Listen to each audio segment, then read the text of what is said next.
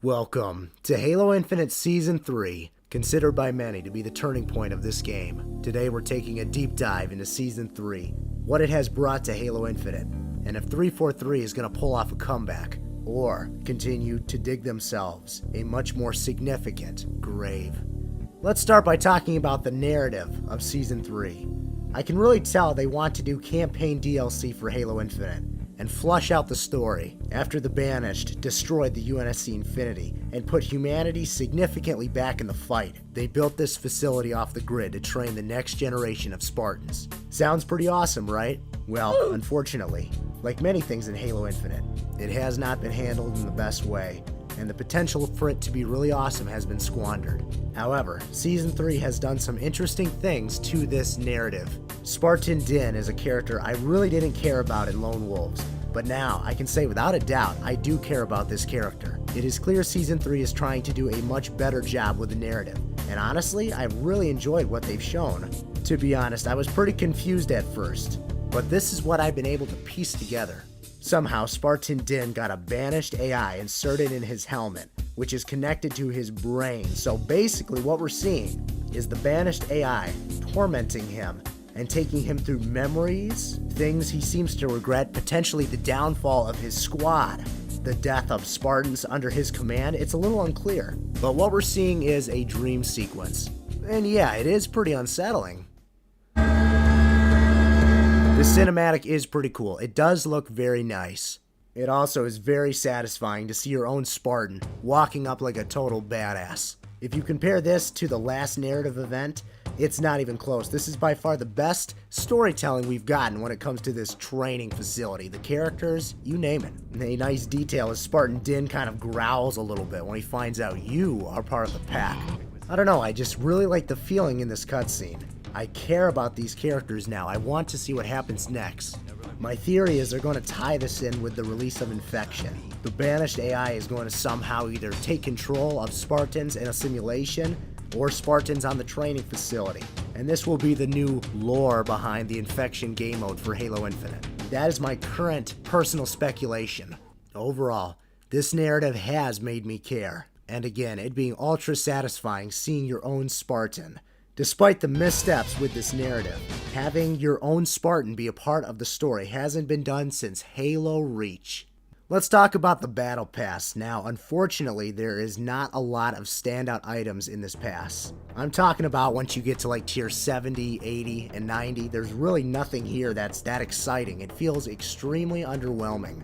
A big thing I see that is a great value in this pass is the weapon coatings. There are several different ones and they are for a lot of weapons. This is a great addition, of course, but there's nothing that stands out to me that's really worth completing the pass for. You'd be more going for completing this pass just for the sake of completing it instead of actually trying to unlock something cool. And I'm really not happy that this is tier 93. I mean, what is this doing at tier 93? This is a sub 30 tier item.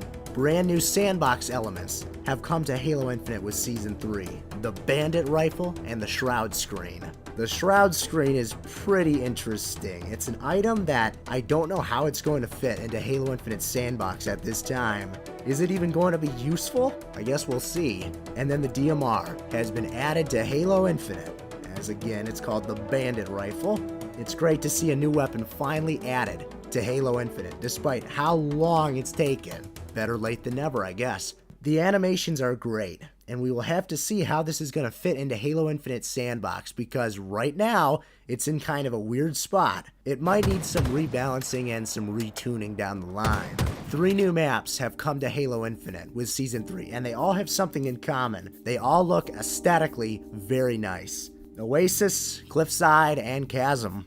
Let's start by talking about the arguably worst map, Chasm, which again, aesthetically it looks awesome. It looks straight out of Halo 2. It's a symmetrical map, and yeah, unfortunately, the Forerunner aesthetic is so good that that's about the only redeeming quality of this map. It's got tight hallways and corridors, and it really doesn't play all that great, in all honesty. Cliffside has very confidently asserted itself into my favorite map of Halo Infinite. I really like the setting and the scale of the mountains. It just is a really unique and fresh location. The way the map plays is alright. We'll need to see how it progresses as the season progresses. And finally, Oasis, a truly beautiful map. It's a very spacious map, perfect for vehicle combat, with enough tight spots that you and your friends will make some good memories together on this map. I swear, the water physics are better on this map. They just look better compared to other areas of Halo Infinite. I don't know if some more work was done on the water for Oasis, but I do appreciate it. It does look a little bit better, except for grenades.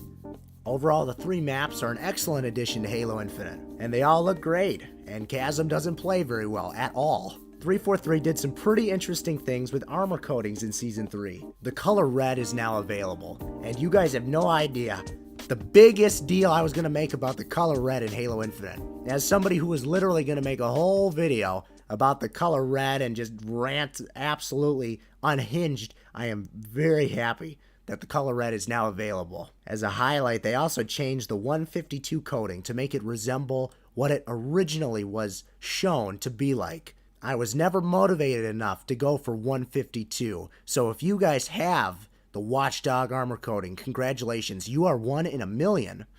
The Halo Infinite shop in Season 3 is pretty terrible as always. The prices are way out of control, which is extremely confusing at this point. It literally makes no sense after all the complaining the Halo community has done about Halo Infinite's worst edition.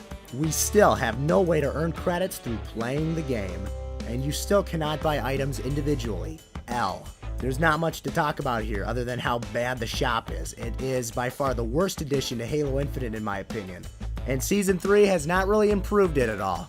The shop has a shiny new coat of paint, but that's about it. Terrible as always. I am ready to see this thing removed any day and replaced with a proper unlock system. One can only dream.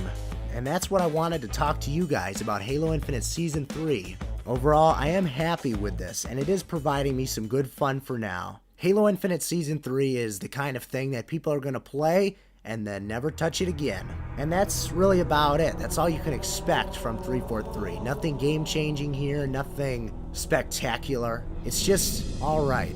If you guys enjoyed the video, be sure to like and subscribe. My name is Gunz Is Wearier, and I recorded this video while I have a cold, so if my voice sounds a little bit strange, that's why.